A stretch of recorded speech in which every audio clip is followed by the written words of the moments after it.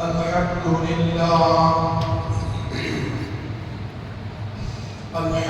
لله نحمده ونستعينه ونستغفره ونؤمن به ونتوكل عليه ونعوذ بالله من شرور أنفسنا ومن سيئات أعمالنا ونعوذ بالله من شرور أنفسنا ومن سيئات أعمالنا ونعوذ بالله من شرور أنفسنا ومن سيئات أعمالنا من يهد الله فلا مضل له ومن يضلل فلا هادي له ونشهد أن لا إله إلا الله وحده لا شريك له ونشهد أن سيدنا وسندنا ومولانا محمدا عبده ورسوله أرسله بالحق بشيرا ونذيرا وداعيا إلى الله بإذنه وسراجا منيرا أما بعد فأعوذ بالله من الشيطان الرجيم بسم الله الرحمن الرحيم ولله على الناس حج البيت من استطاع إليه سبيلا ومن كفر فإن الله غني عن العالمين يا أيها الذين آمنوا ادخلوا في السلم كافة ولا تتبعوا خطوات الشيطان إنه لكم عدو مبين وقال النبي صلى الله عليه وسلم من حفظ سنتي أكرمه الله بأربع خصال المحبة في قلوب البررة والهيبة في قلوب الفجرة والسعة في الرزق والثقة في الدين أو كما قال عليه الصلاة والسلام رب اشرح لي صدري ويسر لي أمري واحلل عقدة من لساني يفقهوا قولي رب زدني علما رب زدني علما رب زدني علما اللهم صل على سيدنا ومولانا محمد في أول كلامنا اللهم بارك على سيدنا ومولانا محمد في أوسط كلامنا اللهم صل على سيدنا ومولانا محمد في آخر كلامنا محترم ومعزز سامعین کرام بزرگوں دوستوں اور ملت کے عزیز نوجوانوں ایک مرتبہ درود پاک پڑھ لیجیے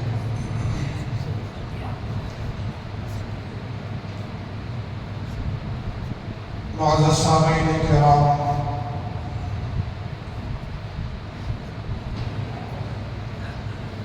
حج کے مہینے چل رہے ہیں یہ مہینہ ذوالقعدہ کا ہے اس مہینے کا نام ذوالقعدہ 8ویں تاریخ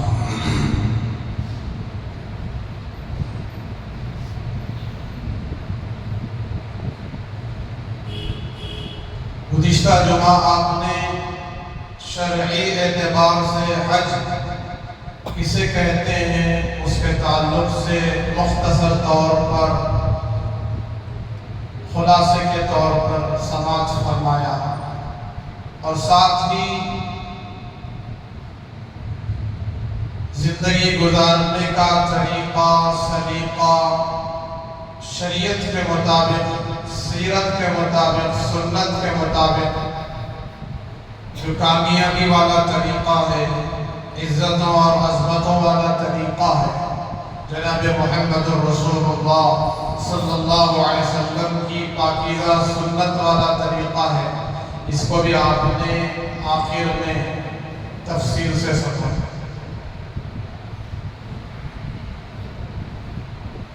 حج کا عنوان چل رہا ہے، میں آج آپ کے سامنے جناب محمد الرسول اللہ صلی اللہ علیہ وسلم کا پاکیزہ حج اور آپ نے جو حج کا طریقہ امت کو کر کے بتلایا وہ آپ کے سامنے آج عرض کروں گا کہ حج کیا ہے۔ جیسے آپ سب جانتے ہیں، حج جانی بھی عبادت ہے، مالی بھی عبادت ہے۔ باقی عبادتیں ایسی نہیں ہیں۔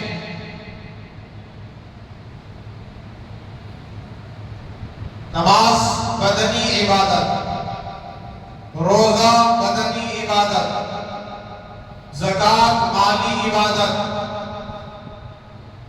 صدقہ خیر خیرات مالی عبادت، لیکن حج ایک ایسا عمل ہے جو جانی بھی عبادت ہے، مالی بھی عبادت ہے۔ اس میں جان کو بھی استعمال کرنا، جان کو بھی کھپانا، بدن کے تمام اعضاء کو اس میں لگانا، کھپانا، مشغول رکھنا، مصروف رکھنا پڑتا ہے، اور مال بھی اس میں خرچ ہوتا ہے۔ قرآن مجید میں اللہ تبارک تعالیٰ نے حج کے تعلق سے فرمایا وَلِلَّهِ عَلَى النَّاسِ حِجُّ الْبَيْتِ مَنِ اسْتَطَاعَ إِلَيْهِ سَبِيلًا، لوگوں پر حج فرض ہے، لوگوں پر حج فرض ہے۔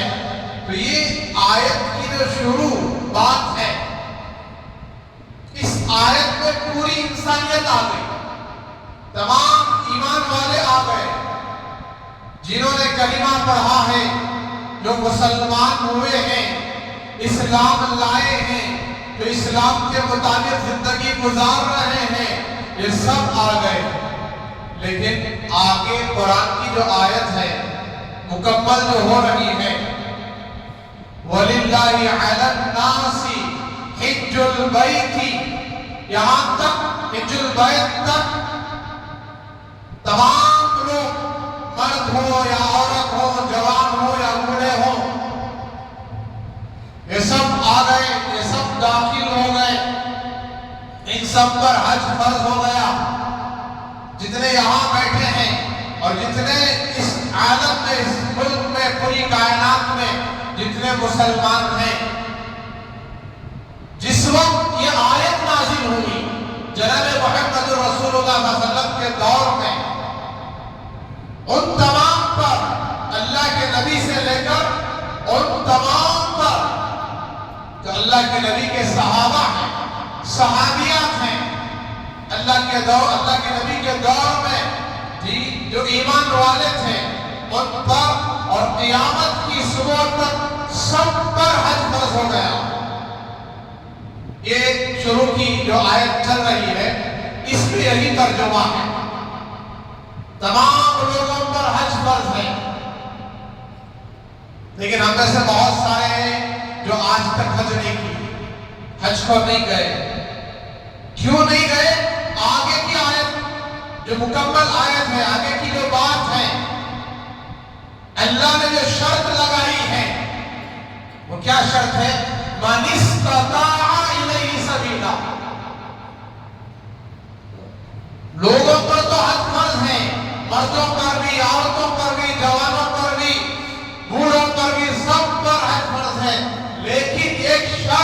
من استطاع، جو وہاں تک پہنچنے کی طاقت رکھتے ہیں، جو وہاں تک پہنچنے کی طاقت رکھتے ہیں ان پر حج فرض ہے۔ جو وہاں تک پہنچنے کی طاقت نہیں رکھتے ان پر حج بھی فرض نہیں ہے۔ تو اس سے سارے لوگ نکل گئے، سارے لوگ نکل گئے، خاص لوگ داخل ہو گئے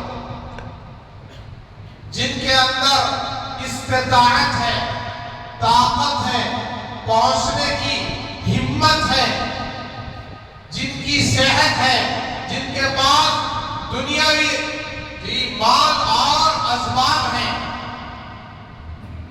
پہنچنے کی طاقت بھی ہو، صحت بھی ہو، قوت بھی ہو، صحت کے ساتھ مال بھی ہو، اس لیے کہ حج میں جان بھی مال بھی دونوں خرچ ہوتے ہیں۔ تو اس آگے کی بات سے صرف مالدار اور صحت والے، مال والے صحت والے یہ داخل ہو گئے، باقی سب نکل گئے۔ سمجھ میں آئی بات؟ شروع میں تو بات ایسی تھی کہ سب آ گئے، غریب بھی، مالدار بھی، عورتیں بھی، مرد بھی، صحت مند بھی، بیمار بھی، معذور بھی، سب آ گئے۔ لیکن من استطاع، جیسے ہی اللہ نے ارشاد فرمایا تو اس سے مالدار غریب نکل گئے، معذور نکل گئے، بیمار نکل گئے،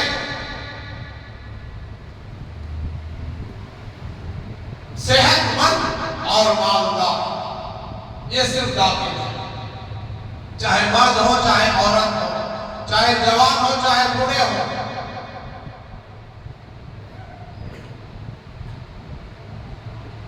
تو یہ اللہ کے نبی علیہ السلام کے دور میں آیت نازل ہوئی۔ اس زمانے میں جب آیت اتری ہے 8 ہجری میں نازل ہوئی۔ کتنی ہجری میں؟ 8 ہجری۔ مدینہ منورہ کی طرف ہجرت کر کے اللہ کے نبی علیہ السلام تشریف لے گئے، مکہ چھوڑ دیے، وطن چھوڑ دیے، اپنا علاقہ چھوڑ دیے، اپنا آبائی وطن۔ یہ خود وہاں تشریف نہیں لائے تھے، مبعوث کیے ہوئے تھے، بلکہ ان کے باپ اللہ کے نبی کے والد محترم عبداللہ، ان کے ابا حضرت عبد المطلب دادا، پھر ان کے ابا ہاشم عبد مناف، کلاب، یہ جتنے اوپر تک جا رہے ہیں تقریباً اللہ کے نبی علیہ السلام کا پورا خاندان قبیلہ مکے میں آیا، مکے والے ہیں، قریش قبیلے کے ہیں۔ تو آپ نے مکہ چھوڑ دیا، مدینہ تشریف لے گئے۔ جس وقت آپ مدینہ منورہ تشریف لے گئے اور مدینہ میں آپ نے قیام فرمایا،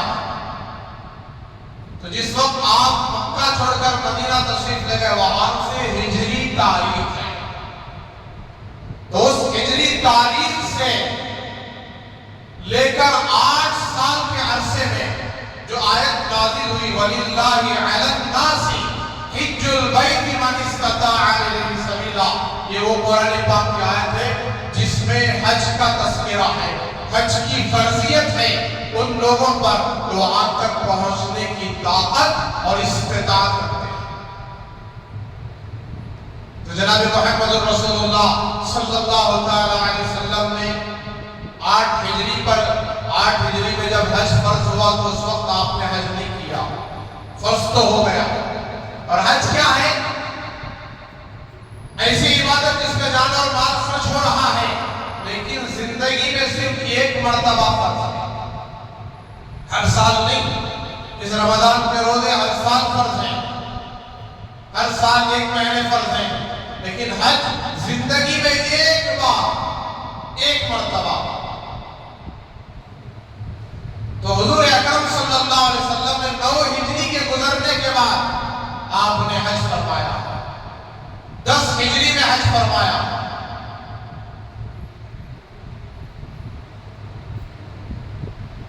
تو یہ حضور اکرم صلی اللہ علیہ وسلم کا حج 25 ذوالقعدہ، یہ مہینہ ذوالقعدہ کا ہے، 8 تاریخ 25 ذوالقعدہ، اس مہینے کی جو 25 تاریخ جب آئے گی، جس کو حج کے مہینوں کی تاریخ کہا جاتا ہے، اس تاریخ میں حضور اکرم صلی اللہ علیہ وسلم نے احرام باندھا۔ احرام دو چادروں کو کہتے ہیں، ایک لنگی کی شکل میں اور ایک اوپر بدن کے اوپر ڈالنے والی چادر۔ دو چادروں کو آپ نے باندھا ہے، قمیص کو، لنگی کو جو سلی ہوئی ہے، قمیص کو آپ نے اتار دیا۔ احرام کی چادریں آپ نے باندھ لی غسل کے ساتھ، وضو کے ساتھ۔ آپ تشریف لے گئے، چلتے رہے، ایک وادی پر پہنچے جس کا نام ذوالحلیفہ تھا۔ جبرائیل امین علیہ السلام تشریف لائے اور انہوں نے حضور سے فرمایا، یا رسول اللہ یہاں آپ قیام فرمائیں۔ تو ذوالحلیفہ ایک نام ہے۔ مدینے سے جب آپ نکلے ہیں تو ذوالحلیفہ پر جب پہنچے ہیں تو وہاں آپ نے قیام فرمایا، ظہر، عصر، مغرب، عشاء، فجر 5 نمازیں ادا فرمائیں۔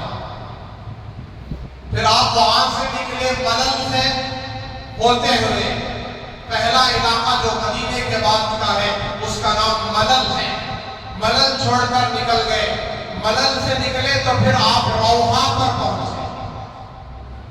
روحا ایک کنویں کا نام ہے، جہاں ایک کنواں ہے، وہاں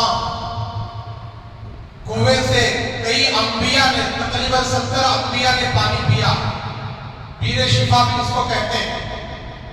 تو روحا پر پہنچے تو حضور اکرم صلی اللہ علیہ وسلم سے کہا گیا، یہاں 70 انبیاء نے قیام فرمایا ہے حج کے دوران۔ تو چنانچہ رسول اللہ صلی اللہ علیہ وسلم نے بھی روحا میں، مقام روحا میں قیام فرمایا۔ اس قیام کے بعد پھر عرش ایک علاقہ ہے، وہاں سے گزرے، پھر عصایہ ہے، پھر ابوا ہے۔ ابوا جہاں جناب محمد رسول اللہ صلی اللہ علیہ وسلم کی والدہ محترمہ امی جان آمینہ رضی اللہ تعالیٰ عنہا آرام فرما رہی ہیں، آپ کی قبر بنی ہے۔ رسول اللہ صلی اللہ علیہ وسلم کے ساتھ 30,000 کا مجمع ہے صحابہ اکرام کا۔ آپ 30,000 صحابہ کے ساتھ حج کے لیے مدینے سے روانہ ہوئے۔ تو جب مقام ابوا پہنچے تو آپ رک گئے۔ جو راستہ حج کی طرف جا رہا تھا، مکے کی طرف جا رہا تھا، اس راستے سے آپ مڑ کر مقام ابوا سے ہوتے ہوئے سیدھے آپ پہاڑی علاقے پر پہنچے، جو بالکل سنسان علاقہ ہے، جہاں کوئی آبادی نہیں ہے۔ ایسی ویرانی پہاڑی علاقے پر آپ پہنچے۔ پہاڑ چڑھتے ہوئے حضور اکرم صلی اللہ علیہ وسلم کو جاتے ہوئے دیکھ کر صحابہ بھی پیچھے ہو گئے۔ حضور سے کوئی اعتراض نہیں کیا، یہ نہیں کہا کہ یا رسول اللہ یہ مکہ جانے والا راستہ نہیں ہے، یہ تو ابوا کی پہاڑی کا علاقہ ہے، آپ یہاں کیوں تشریف لے جا رہے ہیں؟ کوئی صحابی نے کوئی اعتراض نہیں کیا، حضور کے ساتھ ہو گئے۔ اللہ کے نبی علیہ السلام مقام ابوا پر جو پہاڑی علاقہ ہے اوپر چڑھتے ہوئے گئے، جہاں اللہ کے نبی کی والدہ محترمہ کی قبر پاک قبر بنی ہوئی۔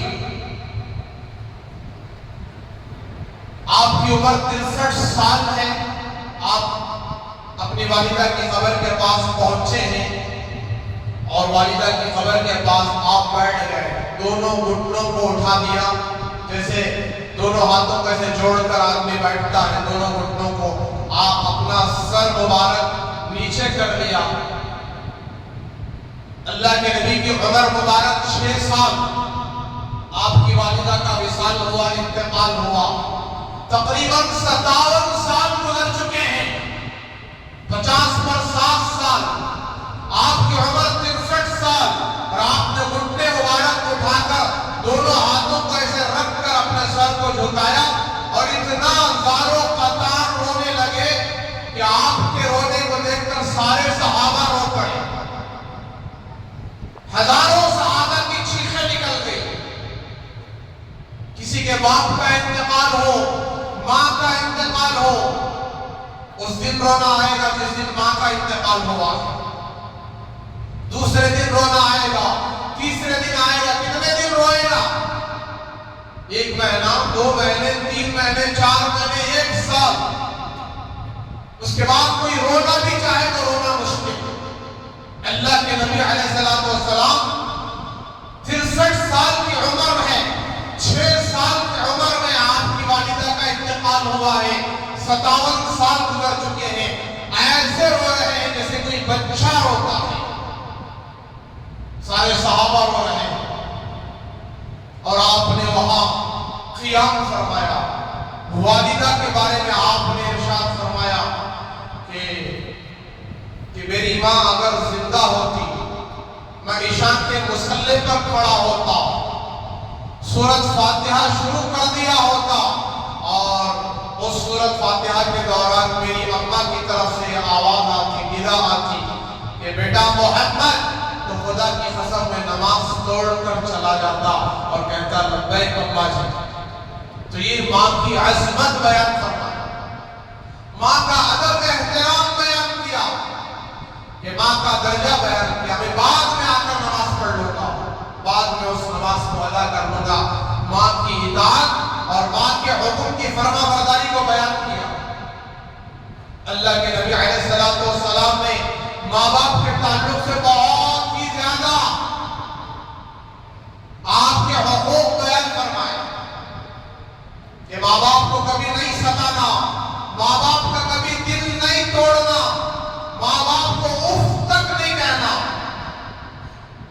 ماں باپ کی فرما برداری یہاں تک لکھا ہے کہ کوئی جوان لڑکا شادی ہو گیا، شادی شدہ ہے اور خوبصورت بیوی ہے، نیک بیوی ہے، لیکن ماں باپ نے حکم دیا بیٹا اس عورت کو چھوڑ دو، طلاق دے دو، تو ماں باپ کا حکم مانے گا اور اس عورت کو، اس بیوی کو طلاق دے دے گا۔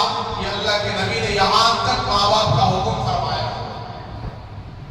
ایسے تو کوئی ماں باپ حکم نہیں دیتے، اگر ماں باپ اس بات کا حکم دے تو حکم کی فرما برداری ضروری ہے، لازم ہے۔ تو ماں باپ کی ذمہ داری کیا ہے؟ اولاد پیدا کر کے ان کو چھوڑ دینا، بچوں کو پیدا کیا اور ان کی حالت پر چھوڑ دیا، نہ ان کی تربیت کی فکر کی۔ جب ماں باپ کا اتنا بڑا مقام ہے، مرتبہ ہے، تو ان کی اولاد کی جب تربیت ہوگی، ان کو دین سکھایا جائے گا، شریعت سکھائی جائے گی، اور اللہ کے نبی علیہ السلام کے طریقے اور سنتیں سکھائے جائیں گے، تو پھر وہ بچے آپ کی قدر کو جانیں گے، آپ کی کیا عظمت ہے، کیا قدر ہے، کیا احترام ہے۔ آپ نے ان کو ادب ہی نہیں سکھایا، طریقہ ہی نہیں سکھایا، تربیت ہی نہیں کی۔ ماں کی گود پہلا مدرسہ، ماں کی پرورش میں بچے کی جو تربیت ہوتی ہے وہ تربیت کسی مدرسے میں بھی نہیں ہوتی۔ تو اصل مکتب، اصل مدرسہ، تربیت کی جگہ وہ ماں کی پرورش ہے، ماں کا گود ہے۔ تو اس میں ماں جب بچے کو تربیت کر دیتی ہے، اس کی پروان چڑھا دیتی ہے، تو وہ بچہ فرما بردار بن جاتا ہے، نیک ہو جاتا ہے۔ کتنے ایسے واقعات حضرت خواجہ قطب الدین بختیار کاکی رحمۃ اللہ علیہ، روٹی والے صاحب، جب بھی نماز پڑھتے تھے روٹیوں کا ڈھیر لگ جاتا تھا، یہ روٹی اللہ کے خزانے سے لے کر کھلایا کرتے تھے، یہ کوئی کاروبار نہیں کرتے تھے، صرف نماز پڑھتے، روٹیاں ان کو جو ہے دسترخوان لگا ہوا ہوتا، روٹیوں کا ڈھیر لگا ہوا ہوتا، اور روٹیاں جی خود بھی کھاتے، غریبوں کو کھلاتے تھے۔ تو ان کی والدہ، ان کی ماں جب یہ مکتب کو جانے لگے، قرآن اور حدیث کے سیکھنے کے لیے جانے لگے، تو ان کے جی اماں اور ابا نے، والدہ اور والد نے دونوں نے مشورہ کیا کہ میرے بچے کی تربیت ہو، اس کا عقیدہ صحیح ہو، ایمان درست ہو، تو کیا کیا جائے؟ تو مشورہ کیا گیا کہ اب بچے کا تعلق اللہ سے جڑ جائے، اللہ کی ذات سے جڑ جائے، نماز سے جڑ جائے، دعا سے جڑ جائے۔ تو اس نے مشورہ کیا کہ بیٹا بچہ جب بھی مکتب سے آتا اور اماں سے روٹی کا سوال کرتا کہ پوچھتا کہ اماں روٹی کھلاؤ، تو اماں کہتی کہ بیٹا روٹی ہم کہاں دے سکتے ہیں؟ تو پوچھتا بچہ پھر کون دے سکتے ہیں؟ کہا کہ روٹی دینا تو اللہ کا کام ہے، کھلانے والے اللہ ہیں، رزاق اللہ ہے۔ تو بچہ پوچھتا مجھے کیا کرنا ہے اس اللہ سے مانگنے کے؟ تو ماں کہتی کہ بیٹا نماز پڑھو، 2 رکعت نماز پڑھو، نماز پڑھ کر اللہ سے مانگو، اللہ سے مانگو۔ تو یہ نظام چلایا گیا اور آپس میں مشورہ ہوا تھا کہ جب بچہ نماز پڑھ کر فارغ ہو جائے، دعا مانگنے لگے، اس کے نماز پڑھنے سے پہلے ایک جگہ الماری میں چھپا کر رکھ دیں گے، بچے سے کہیں گے تم نے نماز پڑھ لی اور دعا کر لیا تو اب جاؤ تلاش کرو، اللہ نے روزی روٹی کا انتظام کر دیا ہوگا۔ تو بچہ جائے گا، تلاش کرے گا اور اسے روٹی ملے گی تو اس کے دل کا تعلق اللہ کی طرف ہوگا، اللہ سے جڑے گا۔ چنانچہ ایسے ہی نظام چلا، وہ بچہ آتا روٹی پوچھتا تو نماز پڑھنے کا حکم دیا جاتا، دعا مانگنے کا حکم دیا جاتا، وہ نماز سے فارغ ہو کر دعا کرتا اور دعا کے بعد جا کر تلاش کرتا تو اسے الماری میں روٹی رکھی ہوئی مل جاتی۔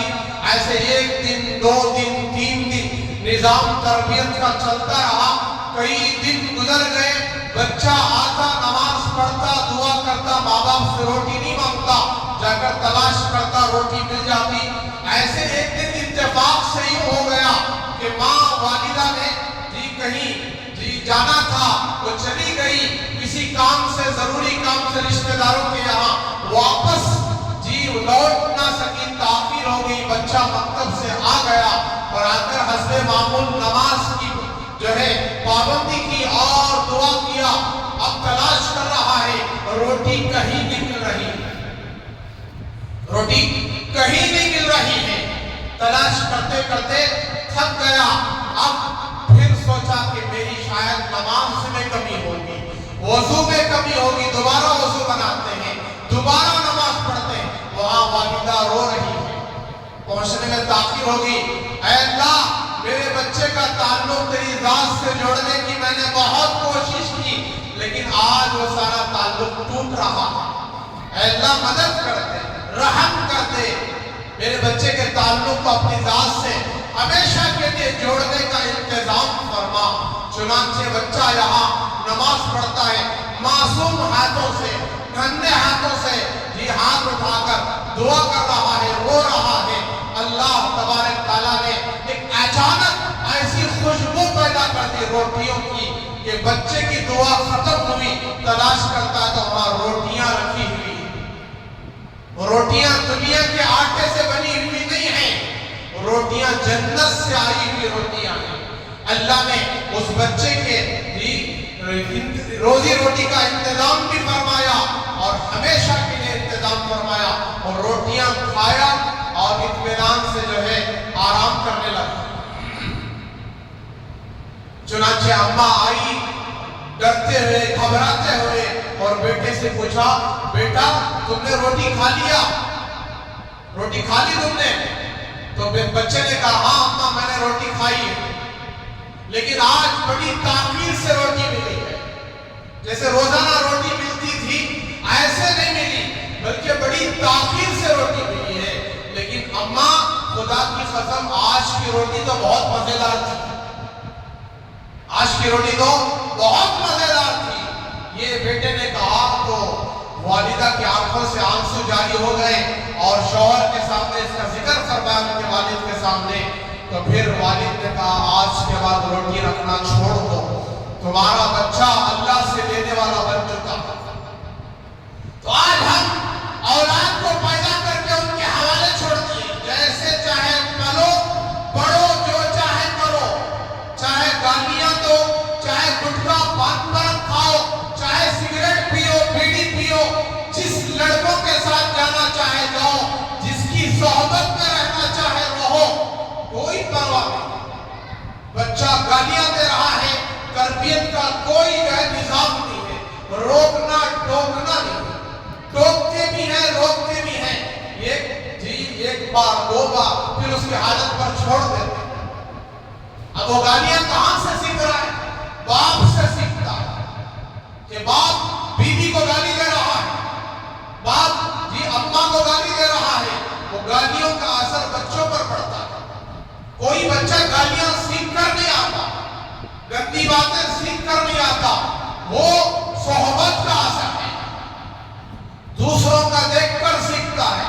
لہذا ہم کبھی بچوں کے سامنے نہ گالیاں دیں، نہ جھوٹ بولیں، نہ ایسی ویسی غلط باتیں کریں. لکھا ہے کتابوں میں 55 کا یاد کیا ہوا وہ 55 تک رہتا ہے. 55 کا یاد کیا ہوا وہ 55 تک. تو اسی لیے بچپن ہی سے بچوں کی تربیت، تعلیم کہ 7 سال کے حکم میں، 7 سال کی عمر میں نماز پڑھنے کا حکم دیا گیا. بچوں سے کہو کہ 7 سال کی عمر میں ان کو نماز پڑھیں. اگر 10 سال کی عمر میں بھی نماز نہ پڑھے تو ان کو ماریں، ان کو ڈانٹے، ان کو سزا دے. یہ تربیت کا نظام ہے. حالانکہ 7 سال کی عمر میں بچے پر نماز فرض نہیں ہوتی، اور نہ ہی 10 سال کی عمر میں نماز فرض ہوتی ہے. نماز تو بالغ ہونے سے ہے، لیکن بالغ ہونے سے پہلے نماز کی اتنی عادت پڑ جائے کہ بالغ ہونے کے بعد یہ ایک نماز بھی قضا نہ ہو. اور ہمارا حال کیا ہے جی؟ اس مجلس میں بیٹھے ہیں، میں حق بات بولنے شرماتا نہیں ہوں، نہ کسی سے گھبراتا ہوں، ڈرتا ہوں. بڑے بڑے بیٹھے اس مجلس میں، لیکن نماز کے پابند نہیں ہیں. مغرب کی اذان ہوتی ہے، نماز کو نہیں آتے. عشاء کی نماز کی اذان ہوتی ہے، نماز کو نہیں آتے. جان بوجھ کر نماز چھوڑے ہیں. اس کی وجہ کیا ہے کہ ہم میں سے جو بالغ ہونے سے پہلے جنہوں نے نماز کو نہیں سیکھا، نماز کی پابندی نہیں کی، وہ بالغ ہونے کے بعد بھی نماز ادا کر رہے ہیں، نماز چھوڑ رہے ہیں. فجر کی نماز آج کے دن ہر دن کتنے لوگوں کی قضا ہو رہی ہے.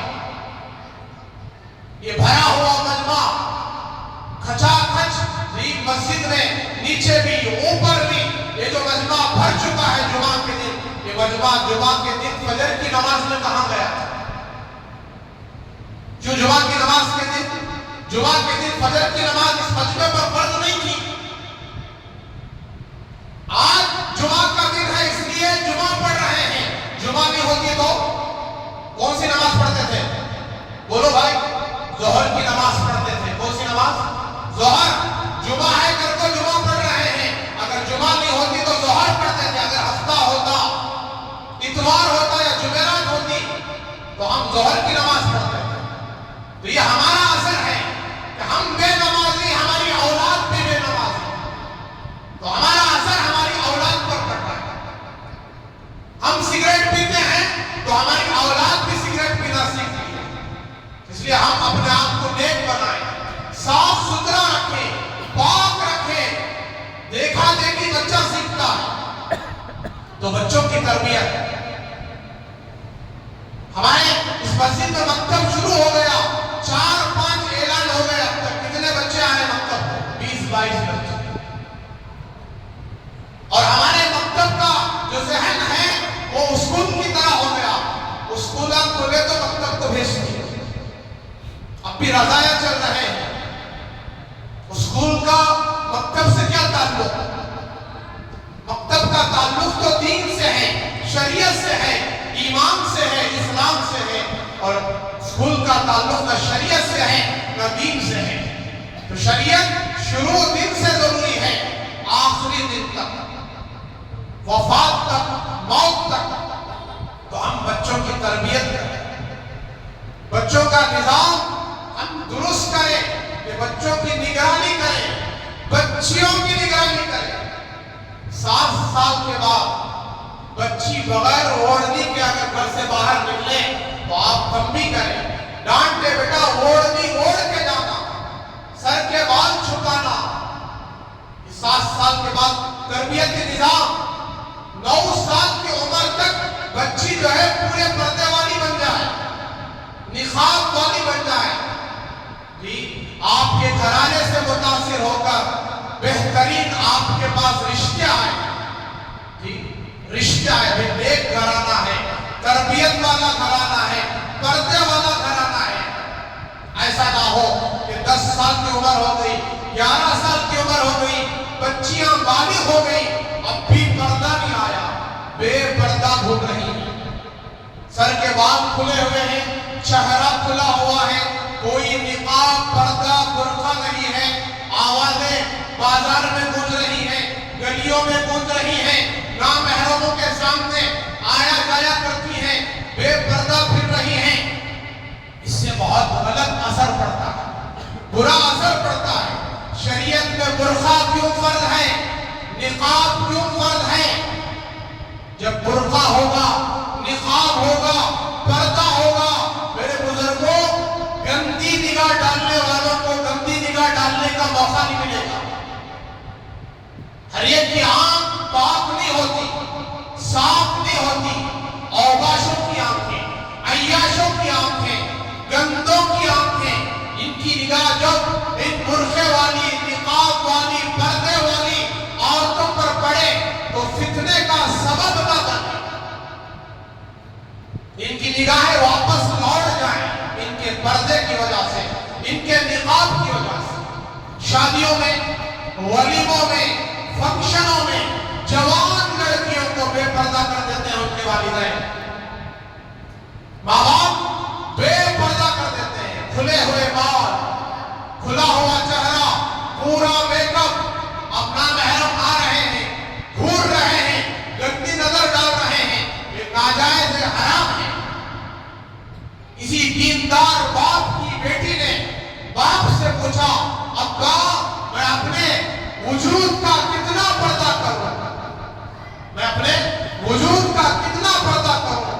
تو باپ نے کہا، بیٹے اپنے وجود میں سے جتنے وجود کا جہنم میں اپنے آپ کو جلانا برداشت کرتی ہو اتنے وجود کا بے پردہ کر لو، اور جتنا جلانا برداشت نہیں کرتی اتنے وجود کو چھپا دو، اپنے بدن کو اتنا چھپاؤ جتنا جہنم میں اپنے آپ کو جلانے کی برداشت تمہارے اندر نہیں ہے، طاقت نہیں ہے، اور اتنا وجود چھوڑ دو، اپنے بدن کو کھلا چھوڑ دو جتنا تمہارے اندر جہنم میں اپنے آپ کو جلانے کی طاقت ہے۔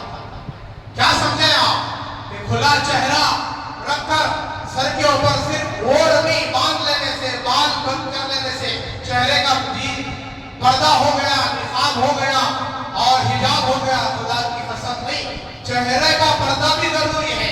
یہ فتنے کا دور ہے، یہ فتنے کا دور ہے، چہرے کا بھی پردہ ضروری ہے۔ ہمارے بزرگ جو گزرے ہوئے ہیں وہ بار بار کہتے تھے، چہرہ ہی اصل ایڈریس ہے، چہرہ ہی اصل ایڈریس ہے۔ یہ کس کی اماں ہے، یہ کس کی بہن ہے، یہ کس کی خالہ ہے، یہ کس کی بیوی ہے، جوان ہے یا بوڑھی ہے، جو پتہ چلتا ہے وہ چہرے ہی سے پتہ چلتا ہے۔ تو چہرہ کھلا چھوڑ دیا اور اوپر سے اوڑھنی ڈال لیا، یہ پردہ نہیں ہے، چہرے کو بھی چھپانا فتنے کا دور ہے۔ جناب محمد الرسول اللہ صلی اللہ علیہ وسلم کی شریعت اور سیرت اور آپ کی زندگی، طاہر زندگی، پاکیزہ زندگی، آپ نے سب سے پہلے اپنی بیٹیوں سے شروع کرا، اپنی بیٹیوں کو پردے کا حکم دیا۔ حضرت فاطمہ رضی اللہ تعالیٰ عنہا نے اتنا پردہ کیا، اتنا پردہ کیا، اتنا پردہ کیا، خدا کی قسم پردہ جب فرض ہو گیا، فاطمہ رضی اللہ تعالیٰ عنہا کو انہوں نے نہ کسی غیر محرم کو دیکھا ہے، نہ کسی غیر محرم نے ان کو دیکھا ہے۔ حضرت فاطمہ سے پوچھا گیا، پردہ کیا ہے؟ فرمایا، پردہ اس کو کہتے ہیں کہ وہ کسی غیر محرم پر نظر نہ ڈالے اور نہ ہی غیر محرم کی نظر اس عورت پر۔ بعض عورتوں کا کہنا ہے کہ ہمیں جو ہے دوسرے ہم کو دیکھ سکتی، کبھی مسئلہ نہیں، انہوں ہم نہ دیکھنا نہیں سکتے، ایسے بھی فتوے دیتے ہیں، مردہ نے ہم نہ دیکھنا نہیں، ہمیں ان کو دیکھ سکتے۔ خدا کی قسم، نہ ہم غیر محرموں کو، نامحرموں کو دیکھ سکتے ہیں، نہ وہ ہمیں دیکھ سکتے ہیں۔ تو پردہ ہے۔ تو شادیوں میں جی ہم شریعت کی دھجیاں اڑا دیتے ہیں، تو اس کے لیے مسلمانوں غیروں کے طریقوں سے توبہ کرو، غیروں کا طریقہ ہے، اوروں کا طریقہ ہے، ہندوانہ رسوم و رواج ہے کہ وہ بے پردہ اور بے حیائی کے ساتھ چلتی ہے۔ ہمارے مذہب میں پردہ فرض ہے، شریعت فرض ہے، لہذا ہم اس دنیا میں عمل کے لیے آئے ہیں، عمل کرنے کے لیے آئے ہیں۔ جناب محمد رسول اللہ صلی اللہ علیہ وسلم کی سیرت پر اور آپ کی سنت پر عمل کرنے والے صحابہ نے وہ عروج بھی دیکھا۔ ایک زمانہ تھا ان پر زوال تھا، زوال، جیسے آج ہم پر زوال ہے۔ مسلمانوں کا عروج یعنی بلندی، مسلمانوں کا زوال یعنی پستی، بے عزتی، ذلت۔ صحابہ بھی ایک دور پہ ذلیل تھے، بے عزت قوم تھے، ناکام قوم تھے، ناکامیاب قوم تھی، لیکن جب ایمان لائے، دین پر عمل کیا، شریعت پر عمل کیا، حضور کی سیرت پر عمل کیا اور حضور کے ہر طریقے پر عمل کیا، تو صحابہ عروج پر پہنچ گئے، بلندیوں پر پہنچ گئے۔ سوالات صحابہ سب ستارے، ان کا مقام ایسا ہے جیسے ستاروں کا مقام ہے۔ ستارے بھی آسمانوں میں ہیں، وہ زمینوں میں نہیں آ سکتے۔ جیسے ستاروں کا مقام سب سے اونچا ہے، ایسے صحابہ کا مقام اس امت میں سب سے اونچا ہے۔ یہ کون صحابہ؟ جو سب سے زیادہ ذلیل قوم، حضرت عمر فاروق سے زیادہ ذلیل، اسلام لانے سے پہلے کفر میں، کفر کی حالت میں ان کے والدین کے نزدیک، ان کے چچا ماموں کے نزدیک کوئی زیادہ ذلیل نہیں تھا۔ اونٹ اور بکریاں چرانا نہیں آتا تھا، اتنے زیادہ ذلیل تھے، کفر میں اتنے زیادہ گھرے ہوئے تھے۔ لیکن جب ایمان لائے ہیں، اسلام قبول کیے ہیں، اللہ نے ان سے اتنا کام لیا، پوری دنیا تک ان کی خلافت پھیل گئی، پوری دنیا تک اسلام کا پرچم لہرایا، اسلام کا جھنڈا گاڑ دیا، اسلام کی بات کو پہنچایا۔ صحابہ اکرام ان کے تابع ہو گئے، ان کے فرما برداری میں آ گئے۔ یہ حضرت عمر فاروق نے، اسلام نے ان کو عزت دی۔ اگر مسلمانوں کو عزت چاہیے تو اسلام پر آئے۔ میں حج کا عنوان شروع کر دیا ہوں، یہ چلتا رہے گا، لیکن بزرگوں، روزے رکھنا بھی آسان ہے رمضان میں، زکوٰۃ دینا بھی آسان ہے، اگرچہ کہ بہت سارے روزے بھی نہیں رکھتے، بہت سارے زکوٰۃ بھی نہیں دیتے، اور حج کرنا بھی آسان ہے زندگی میں ایک مرتبہ، لیکن 5 وقت کی نماز پابندی کے ساتھ پڑھنا ہر مسلمان پر بہت مشکل ہو گیا۔ حضرات صحابہ 5 وقت کے نمازی، کوئی صحابی نہیں بنا نماز کے بغیر، کوئی ولی نہیں بنا نماز کے بغیر، کوئی قطب غوث عبدال اولیاء نماز کے بغیر کوئی قطب نہیں بنا، کوئی عبدال نہیں بنا، کوئی غوث اعظم نہیں بنا، سب نماز ہی سے بنے۔ تو نماز پڑھنا مشکل ہو گیا، 5 وقت کی نماز کی پابندی۔ جمعہ کی اذان ہوئی، ہم سب جانتے ہیں جمعہ کی اذان کے بعد بیپار حرام، تجارت حرام، کوئی بھی حلال کاروبار کرنے والا وہ کاروبار نہیں کر سکتا، وہ حرام کاروبار ہو جاتا، وہ حلال نہیں ہے۔ جمعہ کی نماز، جمعہ کی اذان کے بعد تجارت حرام ہو جاتی ہے، ناجائز ہو جاتا ہے۔ کسی نے مجھ سے آ کر مسئلہ پوچھا، جب اس کی وعیدیں سنا، پوچھا کہ حضرت میں جمعہ کی اذان کے بعد اتنی تجارت کیا، اتنا بیپار کیا، مجھے اتنا نفع ہوا، تقریباً 100-150 روپے 300 روپے سے کیا کرتا، یہ پیسے میں استعمال کروں کیا کروں؟ یہ استعمال کرنے کی اجازت ہے نہیں ہے؟ تو اب چونکہ اذان کے بعد اس نے کمایا تھا، وہ پیسہ حرام ہو گیا تھا، وہ تجارت حرام ہو گئی تھی۔ قرآن کا حکم ہے، کسی مولوی کی بات نہیں ہے۔ تو میں نے اس سے کہا یہ پیسے ناجائز ہے، تمہارے لیے استعمال نہیں کر سکتے، کہ غریبوں میں تقسیم کرو، بہت زیادہ مجبور جو غریب ہیں ان میں جا کر تقسیم کر دو، تم اپنی ذات کے لیے استعمال نہ کرو، اس لیے کہ تم نے اذان کے بعد بھی تجارت کی ہے، اللہ کا حکم توڑا ہے، یہ ناجائز ہے، حرام ہے۔ تو اذان کے بعد مسلمان پانی نہانے جاتا ہے، اذان کے بعد حجام شام کو جاتا ہے، اذان کے بعد جمعہ کی تیاری کرنے جاتا ہے، حالانکہ اذان سے پہلے جمعہ کی تیاری ہو جائے، اذان کے بعد مسجد میں حاضر ہو جائیں، وضو کے ساتھ آ جائیں اور اذان کے بعد سنتیں پڑھ لیں۔ آدھے پون گھنٹے کی بات ہوتی ہے، لیکن جمعہ میں بھی ایک بڑا مجمع 90% مجمع جو ہے جمعہ کی نماز کے وقت میں آتا ہے، دین سے دور ہے، شریعت سے دور ہے، سیرت سے دور ہے، اور ہفتے میں ایک مرتبہ آ رہا ہے۔ لباس کیسا ہے اس کا؟ انگریزوں والا لباس، ایسا تنگ لباس، چست لباس، T shirt pant, T shirt jeans pant, pant shirt. اب یہ سجدے میں جا رہا ہے تو سطر کھل رہا، اس کی حیا کہاں گئی، شرم کہاں گئی؟ ایک ایسا مقام باقی تھا، مسجد اللہ کا گھر، یہاں بھی وہ ننگا ہو گیا، برہنہ ہو گیا، اللہ کا حکم توڑ دیا، اس کی نماز چلی گئی۔ تو لہذا جمعہ میں آ کے ہو کم سے کم جمعہ میں ایک مرتبہ مسجد کا احترام کر رہے ہو تو کرتا پائجامہ پہن کر، جھبا پہن کر آئیں، یہ نبوی والا طریقہ ہے۔ آپ رکوع میں جاتے ہیں، آپ کو آپ کا رکوع نظر نہیں آتا، پیچھے والا اگر آپ کے رکوع کو دیکھے تو پیچھے آپ کا جو سطر ہے کس طریقے سے نظر آتا ہے، یہ تو بے حیائی ہے۔ یہ لباس غیروں کا لباس ہے، انگریزوں کا لباس ہے۔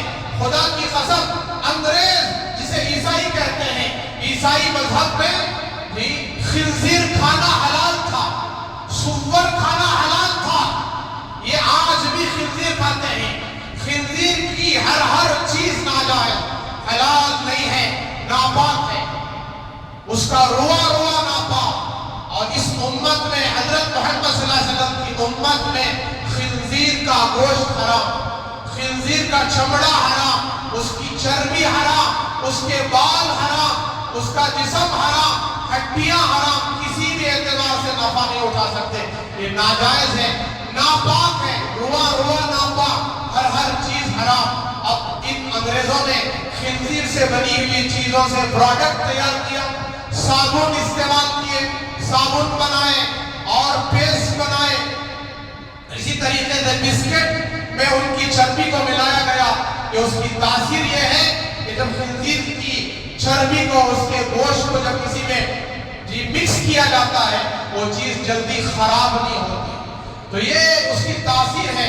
یہ انگریز اسے حلال سمجھ کر آج بھی کھا رہے ہیں، وہ عیسائی ہیں، عیسائی مذہب کے ماننے والے ہیں، ان کا دین ہے، ان کی شریعت ہے، اگرچہ کہ وہ کفر میں ہیں، دین سے دور ہیں، وہ صحیح مذہب پر نہیں ہیں، لیکن آج مسلمانوں نے ان کے پروڈکٹ استعمال کیے، ان کے پروڈکٹ کھائے، حلال کمائی ہم نے نہیں کمایا، حرام غذا ہمارے پیٹ میں گئی، مجھے معاف کرنا، جب حرام روزی پیٹ میں جاتی ہے تو عبادت کا خیال ختم ہو جاتا ہے۔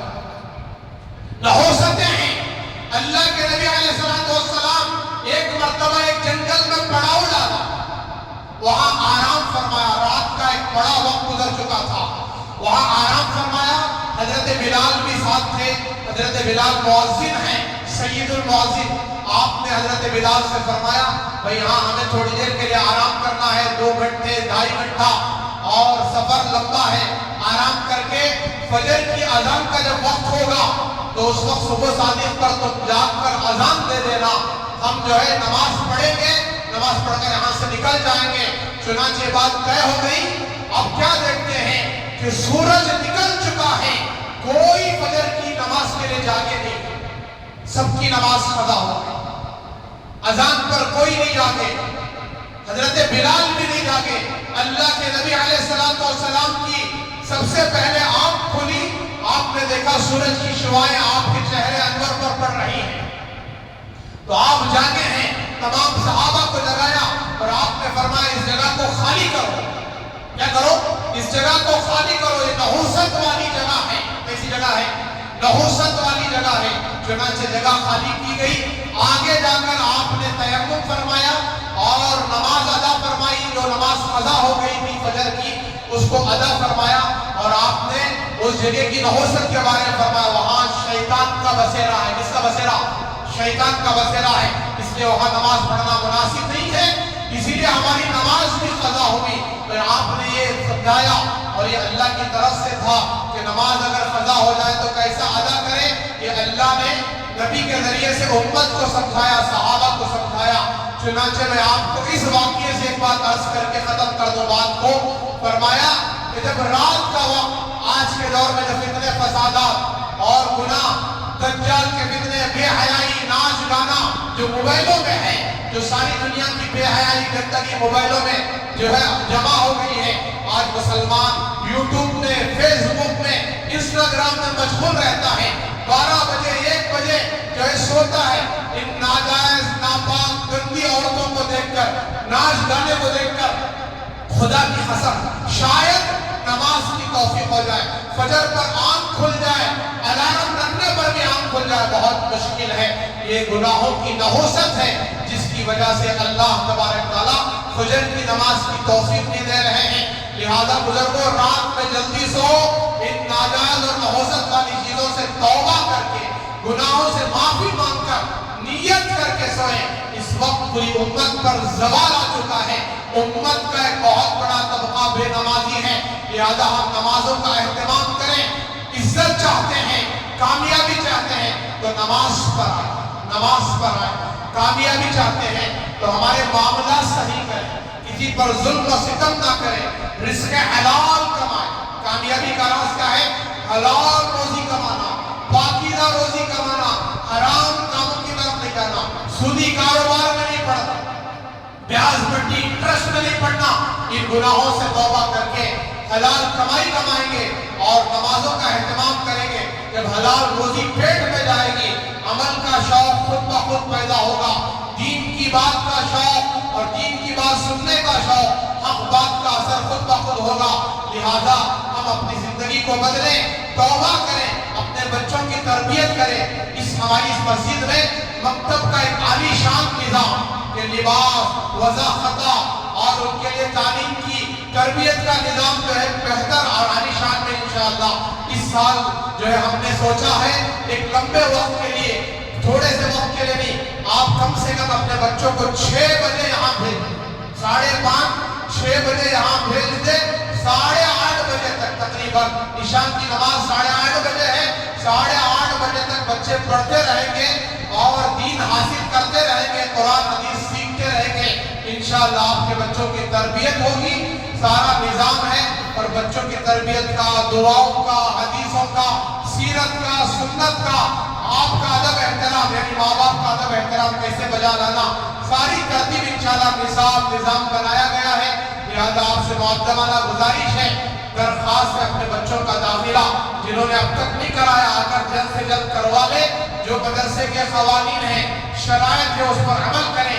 जैसे स्कूल के शराइत और क़वानीन आप कबूल करके बच्चों को स्कूल को पाबंदी से उनके लिबास के साथ भेजते हैं, ऐसे मदरसे का एक लिबास है, मदरसे का एक कानून है ताकि बच्चों की तरबियत हो जाए। लिहाजा मेरी गुजारिश है, जिन्होंने अब तक बच्चों का दाखिला नहीं कराया, अपने बच्चों के मुस्तक़बिल को रोशन करने के लिए, अपनी आखिरत, अपनी नजात के लिए, अपनी जन्नत को संवारने के लिए और बच्चों की तरबियत के लिए आगे चलकर बच्चे आपका मकाम और मर्तबा पहचानने वाले बन जाएं, आपकी बात और फरमाबरदारी करने वाले बन जाएं। इसके लिए बच्चों का जल्द से जल्द आज से दाखिला करवा लें। दाखिले तो शुरू हो चुके हैं। दुआ फरमाए अल्लाह तबारक तआला हम सबको इन तमाम बातों पर अमल करने की तौफीक अता फरमाए और इखलास और इलाहियत अता फरमाए। आखिर में गुजारिश है, जाते हुए अल्लाह के घर का ज़्यादा से ज़्यादा ताउन करते हुए जाए। अल्लाह ताला ताउन को कबूल फरमाए, तिजारत, कमाई, कारोबार में बरकत अता फरमाए। एक ज़रूरी ऐलान है, बहुत ही खुशी और मसरत के साथ एक ज़रूरी ऐलान किया जाता है कि वीके स्कूल जो हमारे पड़ोस में है, मस्जिद के पीछे अल्हम्दुलिल्लाह वीके इंग्लिश स्कूल में एडमिशन शुरू हो चुके हैं। स्कूल की तालीम के साथ साथ दीनी तालीम का भी स्कूल की घंटियों के दौरान जो है इंतजाम किया गया है, जिसमें तजवीद, नाज़िरा कुरान और हिफ्ज़ कुरान का भी इंतजाम किया जा रहा है। अल्हम्दुलिल्लाह इस साल वीके स्कूल में प्री नर्सरी क्लास भी शुरू होंगे और इसके लिए बच्चे और बच्चियों की उम्र 3 साल से ज़्यादा होनी चाहिए। इस साल वीके स्कूल में छुट्टियों की क्लास से 10वीं 6वीं क्लास से 10वीं क्लास तक لڑکے اور لڑکیوں کے لیے الگ الگ کلاس کا بھی انتظام کیا گیا تاکہ پردے کا ماحول رہے. ایک کلاس میں صرف 35 طلبہ کی گنجائش ہے. لہذا آپ حضرات سے درخواست ہے موقع کا فائدہ اٹھا کر اپنے بچوں کا ایڈمیشن جلد از جلد کروا لیں. دعا فرمائے اللہ تعالیٰ ہم سب کو ان تمام باتوں اور عمل کی توفیق عطا فرمائے. جاتے ہوئے زیادہ سے زیادہ تعاون کرتے ہوئے جائیں. مسجد کے بہت سارے اخراجات ہیں, اللہ تعالیٰ آپ کے دینے کو قبول فرمائے. وآخر دعوانا الحمدللہ رب العالمین. سنت